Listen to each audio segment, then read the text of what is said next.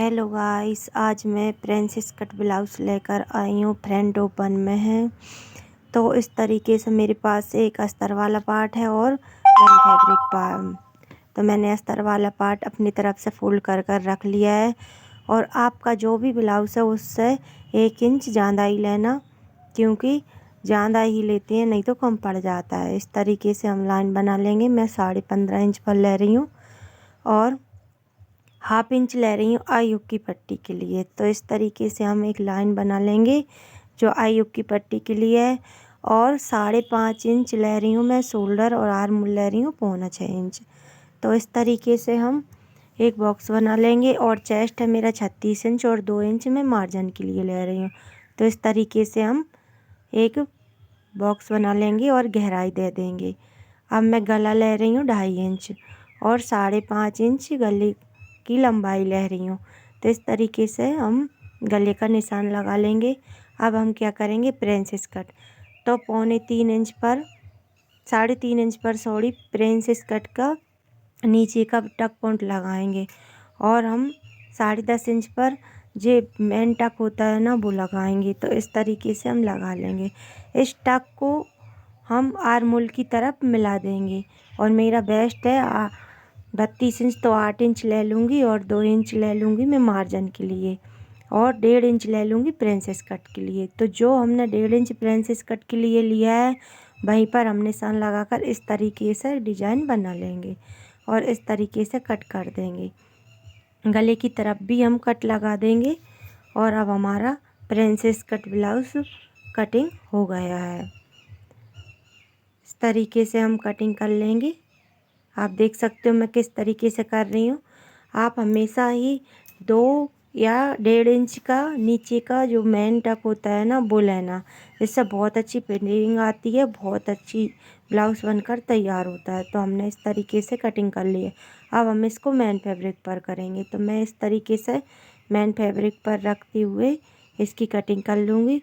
और 1/2 इंच ज़्यादा ही कटिंग करना है, क्योंकि बाद में क्या क्या क्या होता है, हम जो अस्तर में अटैच करते हैं तो कम ज़्यादा पड़ जाता है। तो हम 1/2 इंच लेना है ज़्यादा। इस तरीके से हमने कट कर लिया है। अब इसकी हम स्टिचिंग दिखाएंगे। तो स्टिचिंग करने से पहले हम दोनों पार्ट को आमने सामने रख लेंगे कि उल्टा सीधा ना हो।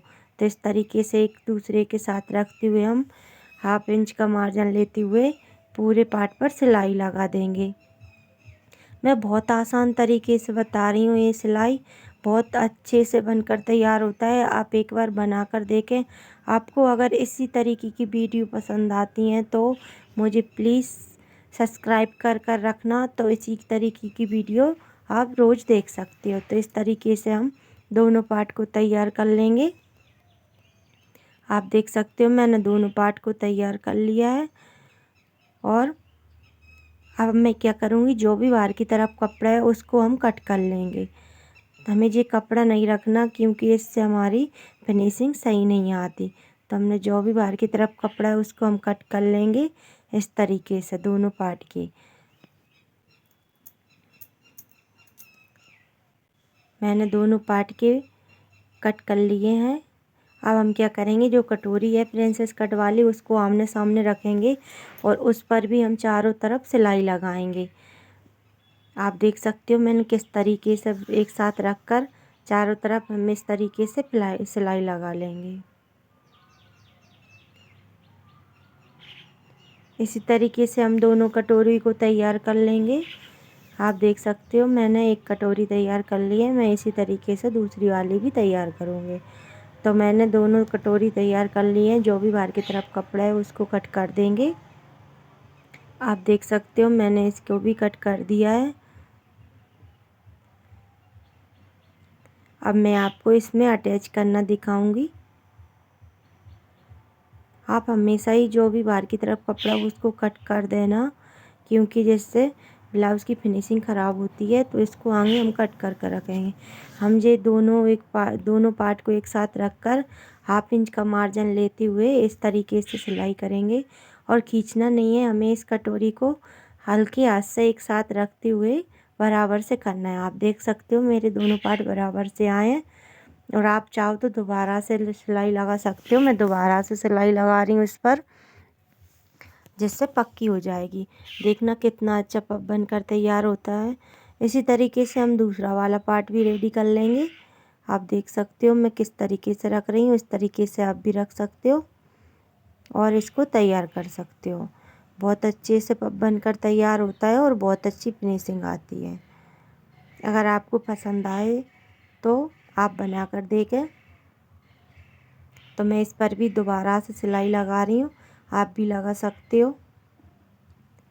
तो आप देख सकते हो मैंने दोनों पार्ट रेडी कर ली। अब क्या करूँगी, मैं कमर की तरफ पट्टी लगाऊंगी और आई हुक की पट्टी लगाऊंगी। तो आगे मैं आई हुक की पट्टी लगा लेती हूँ। आई की पट्टी मैं लेती हूँ 2 इंच और हुक की पट्टी मैं 1.5 इंच लेती हूँ। तो इस तरीके से हम लगा लेंगे और एक बार सिलाई और लगाएंगे इसके ऊपर, जिससे हमारे आई हुक की पट्टी में फिनिशिंग आ जाए और बहुत अच्छे से बनकर रेडी होती है।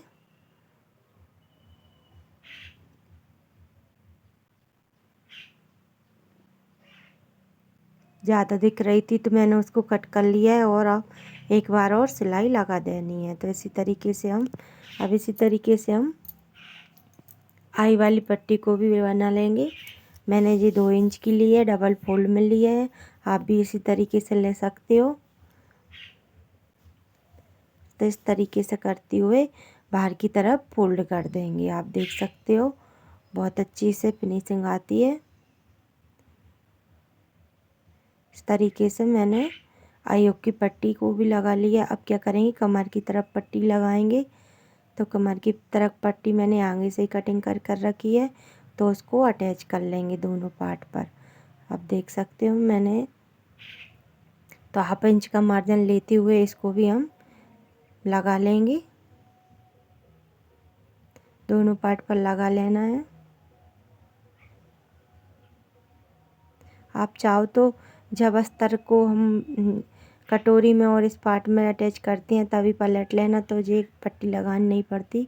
मैं इस तरीके से बना रही हूँ, आप इस तरीके से बना सकते हो। तो पट्टी लग गई है। अब मैं क्या करूँगी, गले पे पाइपिंग पट्टी बनाऊँगी। तो पाइपिंग पट्टी मैंने आगे से ही रेडी कर रखी है।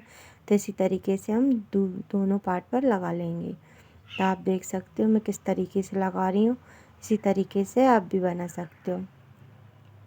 ये पाइपिंग पट्टी है जो मैं अंदर की तरफ पट्टी फोल्ड कर दूंगी। गले पर छोटी छोटी कट लगा लेनी है और डबल फोल्ड करती हुए अंदर की तरफ करती हुए इसी तरीके से हम दोनों पार्ट पर पाइपिंग पट्टी लगाकर रेडी कर लेंगे। आप देख सकते हो मेरा ब्लाउज रेडी हो गया। राधे राधे।